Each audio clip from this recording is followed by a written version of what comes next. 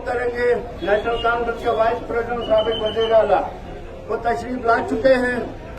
4 बजे का time there हो जाती है, इलेक्शनों में ऐसा होता है, लेकिन आप तहम्मुल से सुनिए वक्त के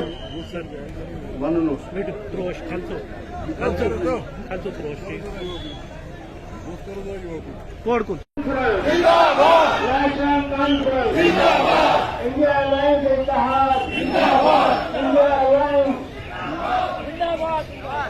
उमर साहब यहाँ सीनियर लीडर हजरात, अहदेदार हजरात, दौरा के रहने वाले मेरे अजीज भाइयों बुजुर्गों, मेरे तरफ से आप सबको अस्सलाम वालेकुम और आदाब। सबसे पहले तो देरी से पहुंचने के लिए मैं माजरत खा हूं।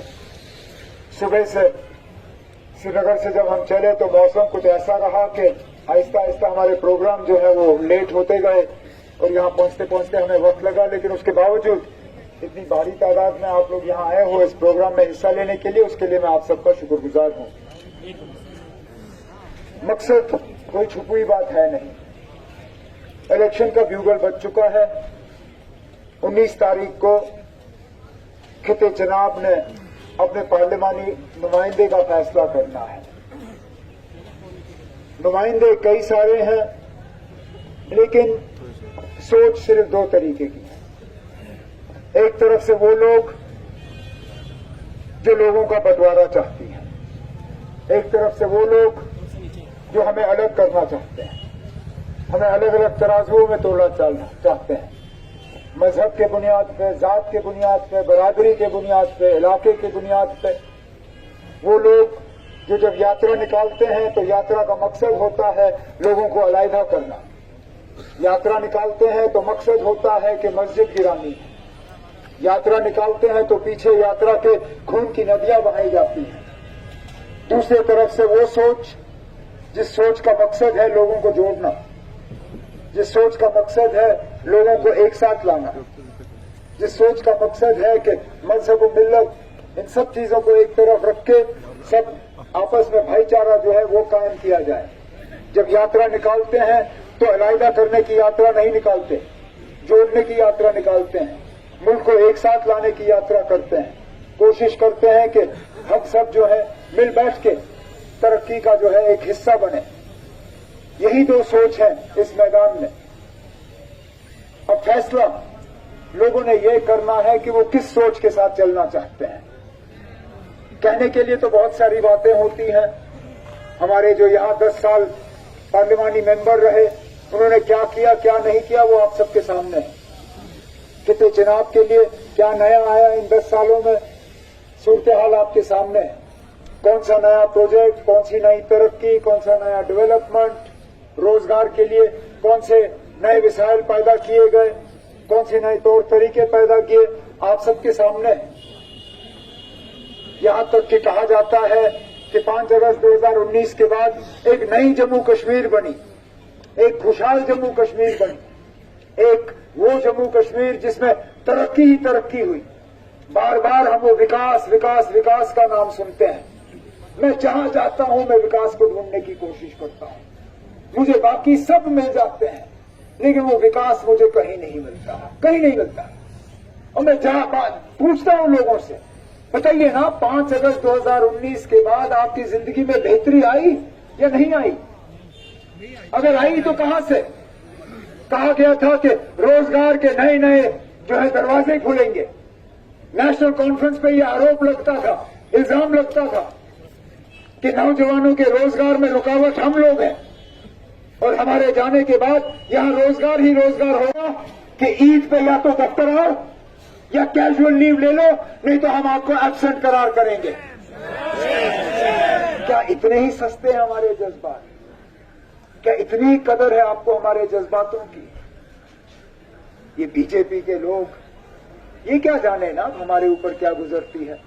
जब हम वो वीडियो देखते हैं जहां जुमा की नमाज में सजदा करते हुए नमाजी को जो है लात से जो है मारा जाता है, जहां गुजरात जैसी जगह में रोजे के बाद तरावी पढ़ते हुए बच्चों को इतना मारा जाता है, इतना पीटा जाता है कि वो अस्पताल पहुंच जाते हैं। ये हाल है, और ये लोग टस से मस नहीं।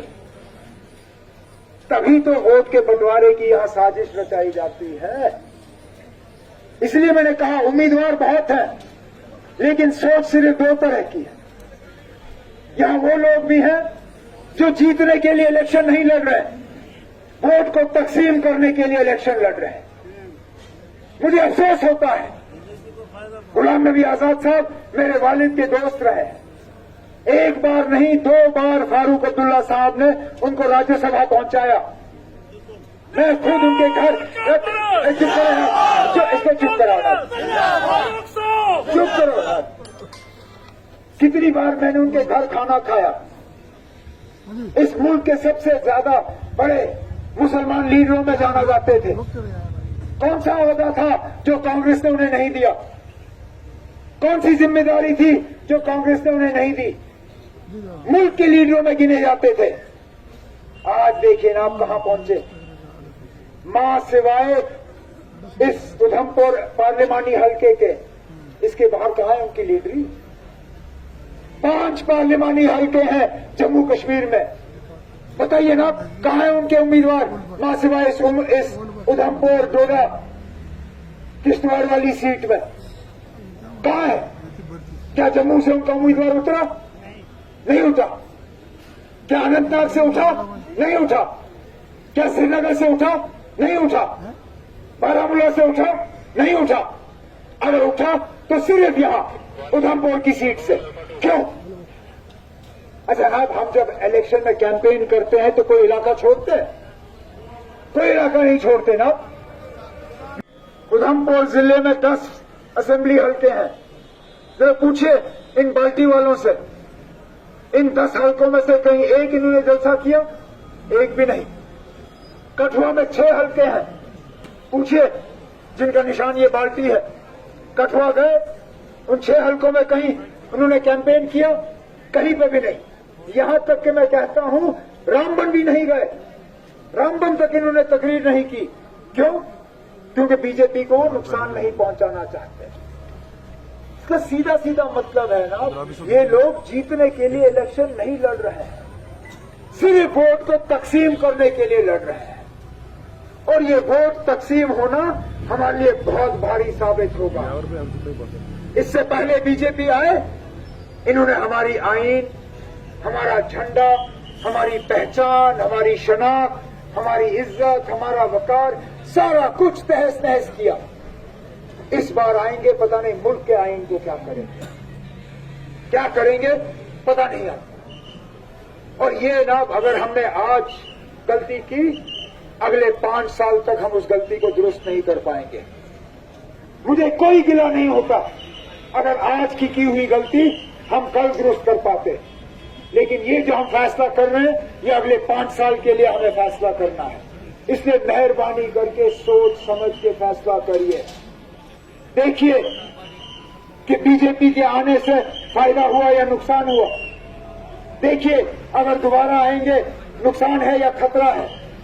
और अगर आपको मेरी बात में जरा सा भी सच लगा, मेहरबानी करके 19 तारीख को अपने वोट को जाया मत होने दें। नेशनल कॉन्फ्रेंस ने सोच समझ के ये इलेक्शन नहीं लड़ा। करने के लिए तो हम भी मैदान में ये उम्मीदवार उतारते, लेकिन हमारा यहां पे उम्मीदवार उतारना बीजेपी को फायदेमंद साबित होता। और इसलिए हमने कहा हम इलेक्शन में उम्मीदवार उतारेंगे नहीं, हम इंडिया अलायंस के उम्मीदवार को और कांग्रेस के उम्मीदवार को यहां से कामयाब कराएंगे। इस बात के बावजूद कि यहां हमारी तंजीम में कोई कमजोरी नहीं है, उम्मीदवारों की कोई कमी नहीं है। हम चाहते तो लड़ते, के लिए हम तैयार नहीं थे। इसलिए मेरे जो नेशनल कॉन्फ्रेंस के साथी हैं, जब वो पोलिंग बूथ में जाएंगे उनको हल का निशान नजर नहीं आएगा। आप ढूंढोगे भी तो इस इलेक्शन में नहीं होगा, लेकिन चौथे नंबर पे हाथ का निशान है। आप इस बार समझ लीजिए कि हाथ और हल जो है वो एक ही निशान है। बिस्मिल्लाह करके आप नेशनल कॉन्फ्रेंस के लिए वोट डालें तो चौथे नंबर के बटन पे कांग्रेस के उम्मीदवार, इंडिया अलायंस के उम्मीदवार, उस उम्मीदवार और उस अलायंस जिस अलायंस ने सबको जोड़ने की कोशिश की, जिसने इस मुल्क को जोड़ने की कोशिश की, जिसने जम्मू कश्मीर को जोड़ने की कोशिश की, उस अलायंस के उम्मीदवार को आप यहां से कामयाब करिए। उसके बाद इंशाल्लाह, क्योंकि पहले ही अब इशारा मिल गया है हमें कि अगस्त सितंबर में दोबारा यहां असेंबली के इलेक्शन होंगे, वो इलेक्शन जितना उससे पहले हमें दोबारा मुलाकात का मौका जो है वो हासिल होगा। लेकिन आज इस उम्मीद के साथ कि डोडा के लोग जो है सोच समझ के अपने वोट का इस्तेमाल करेंगे 19 तारीख को, मैं इस मौके पे आप सबसे इजाजत चाहता हूं। इन्हीं अल्फाजों के साथ बहुत बहुत शुक्रिया।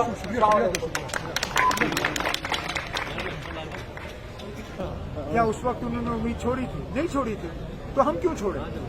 आज भी ऐसे दोस्त हैं मुल्क भर में जो 370 के मामले पे हमारे साथ हैं, चाहे वो डीएमके हो, चाहे टीएमसी हो, चाहे लेफ्ट पार्टीज हो, और भी ऐसी पार्टियां हैं जो 370 के मामले में हमारे साथ हैं।